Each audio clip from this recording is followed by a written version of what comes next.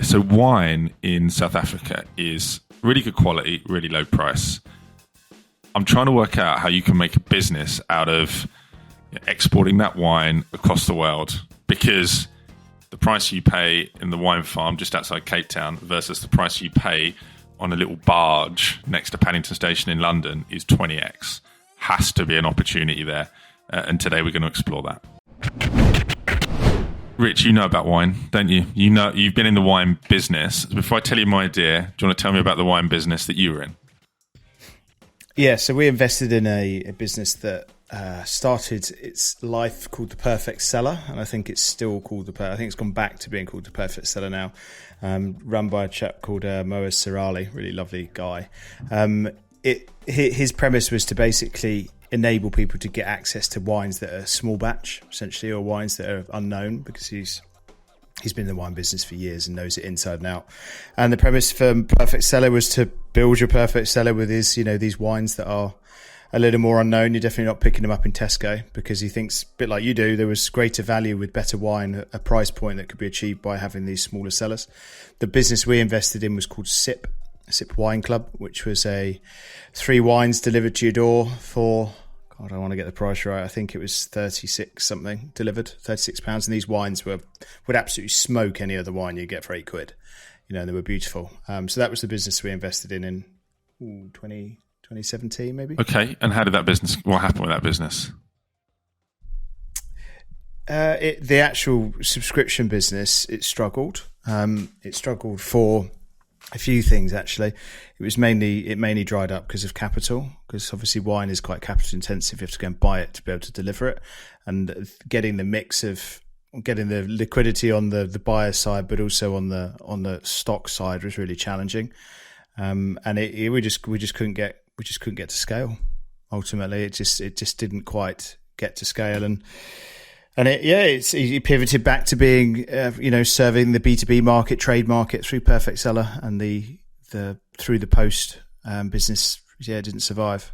So let me tell you the idea, and then you can tell me with your knowledge if this is going to work. So, as you know, tons and tons of amazing wine farms around South Africa, specifically around the regions in Cape Town. What I want to do is create a subscription business where people get access to those wines. Sign up. Every month you get 3 bottles of off-grid South African wine through the post to your door.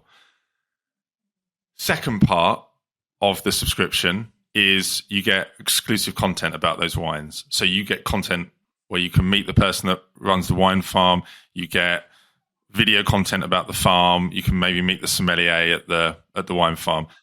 Third element is you get an online tasting with a South African wine expert. So once a month, you can go on your Zoom and get a tasting.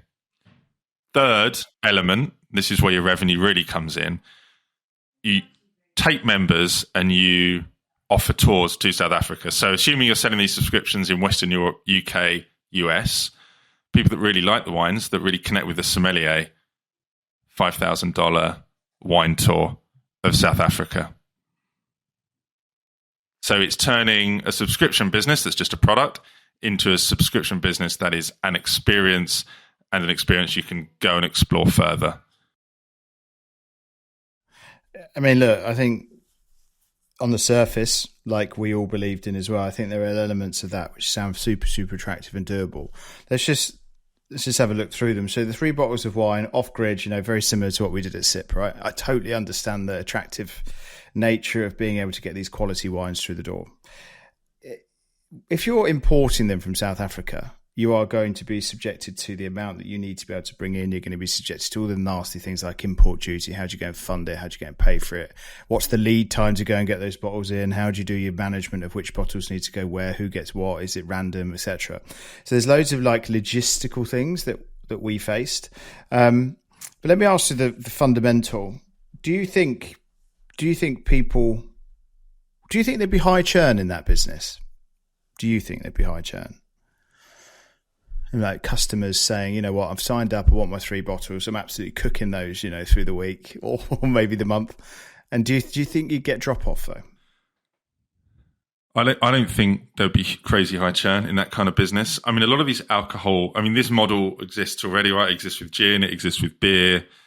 It exists with various. There will be a wine one out. Yeah, 100%. There'll be lots of them. But I think the model exists, and I think, like, the great thing about alcohol is that people drink it regularly, and I think with those subscription businesses, if you can feel a connection to it, you can create a connection to the group and the brand rather than it's just a product that lands at your door. I think that's what you need to solve. And obviously the quality has to be good at the right price point.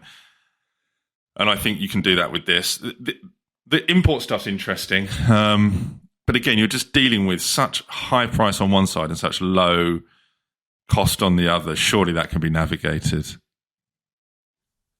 I mean, I've drunk South African wine at wine farms. I was stunned by the quality you're getting for, like, even in the wine farm, £5-6 a bottle. And this stuff, like, would have been 35 in the UK.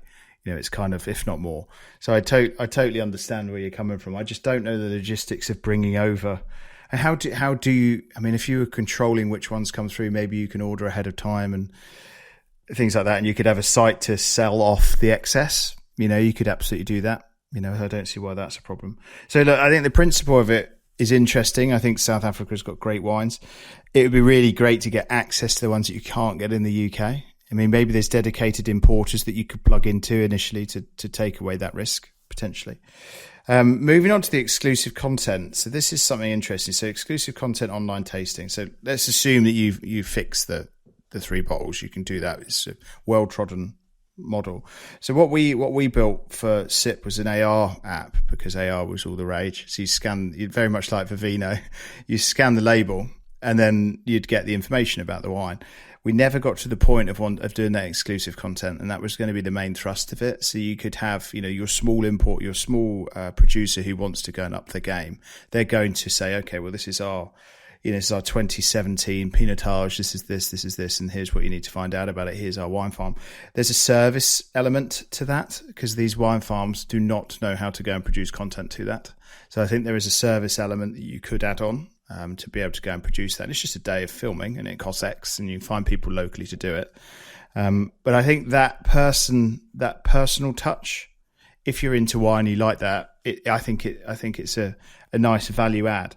The online tasting, and I saw a couple of my friends do online tasting in the pandemic, because we couldn't fucking leave the house, so there was a couple of online tasting. I wonder if you could do like a masterclass, that thing where Christian Aguilera and Hans Zimmer and that do that high end kind of thing. I wonder whether there's like something around the wine industry that you could have sommeliers teaching like that. That's totally dedicated to online, totally dedicated to wine. Because I haven't seen that, and it's quite straightforward. You create fantastic content, brand it right, and then you could plumb it through to this type of business or any business that is selling wine. I know that's a complete left field move from what we're talking about, but I think the concept of that online sommelier wine tasting piece is quite interesting. I mean, I think a lot of people now, they would want to do wine tasting in person because it's a good crack.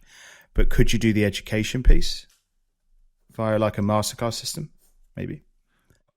So the thing I know the least about is all the import and the moving the wine around. I know there'll be duties around that. So, like, as you said, let's assume that that's doable.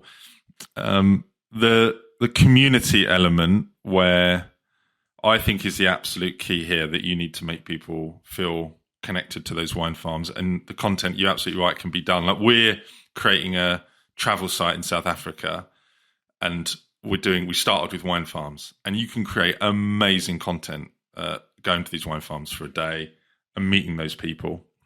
I don't know if people would want to do the online tastings. I think that some would, and I think because there's an element that's different about it, I think it would be quite cool. So, 1 month you have one person doing the presentation, the next month it's the next person doing it, and they're talking about the wines that you're holding in your hand. So you've got the wine, you've got the content, like you can see a video of the wine farm, you're speaking to the owner, and then you've got somebody that's giving you more rich information about it. I just think it's a really nice way to engage in the product.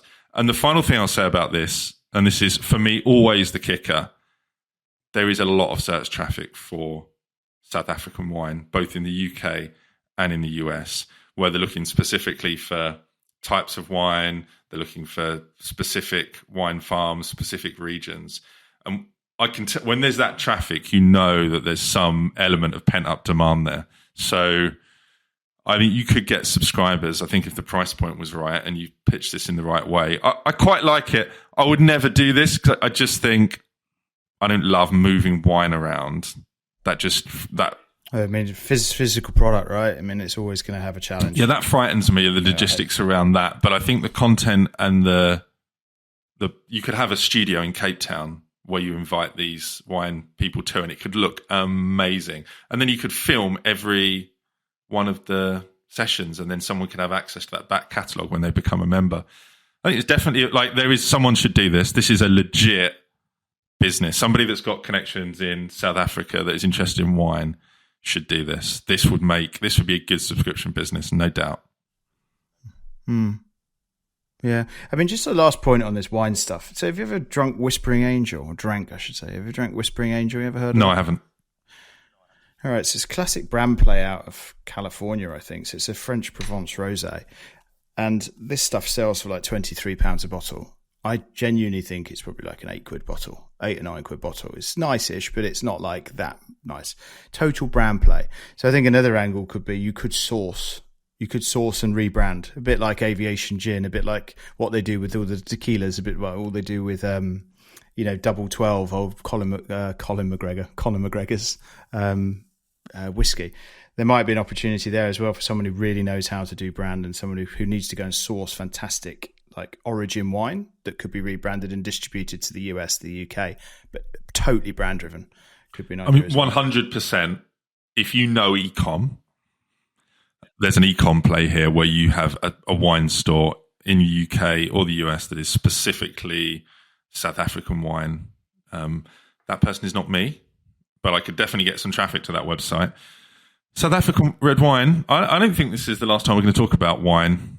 I think there's so many cuts here, but for today, Rich, the outro's on you. Okay, well, thank you very much, Doug. Bringing wine to the table, that's always a glorious thing. For those watching, if you'd like to like and subscribe, that would be great. Any ideas that you think we should be discussing, please thread in the comments. See you soon, Doug. Bye now.